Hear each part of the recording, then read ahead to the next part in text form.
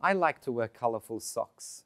Now, I wear different socks every day, of course, as everyone does, but I hope. But one of the things that I do is I like to wear religious socks. You know, sometimes they have the picture of the saint or something to remind me of the feast, for example, that I'm celebrating.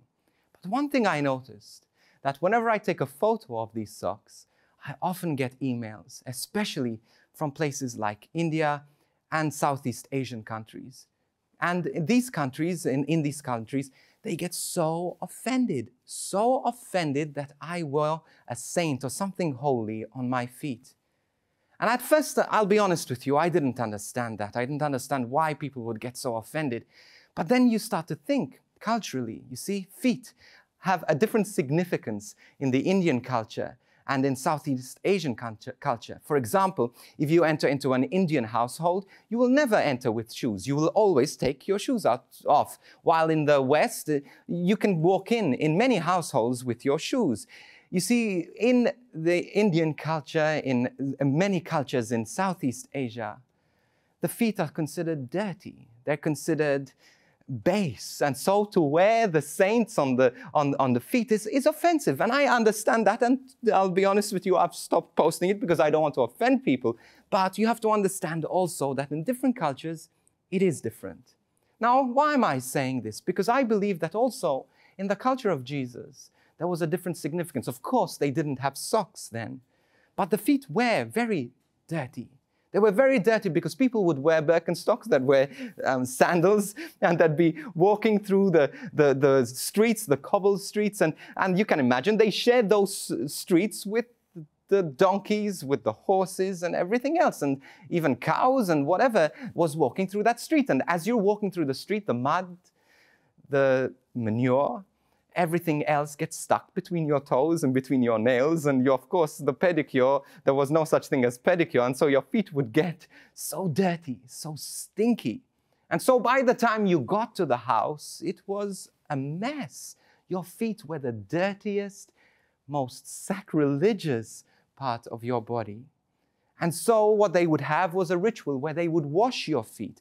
But you know who got the job of washing the feet? It was the lowest of the lowest servant, because it was considered the most base thing you can do, washing the dirt, the dung, the manure off and in between the toes of those who came to your door. How humiliating.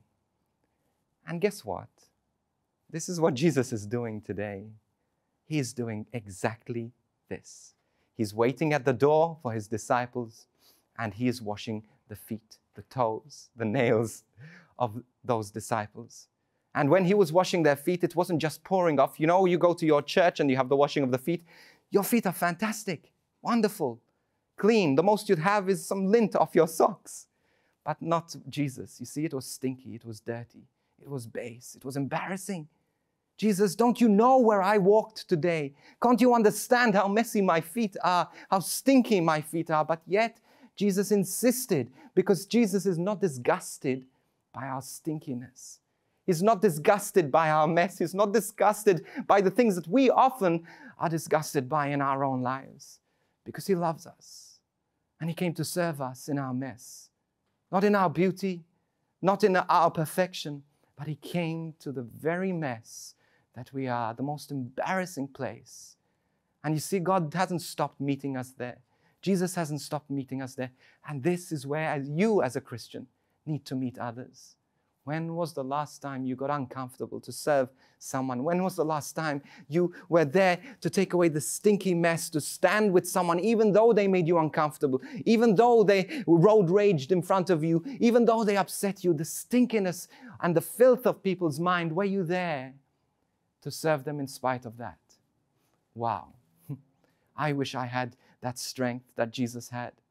But this is what Jesus calls us to serve, to love, even though it's not pleasant, even though it's not what we want to do.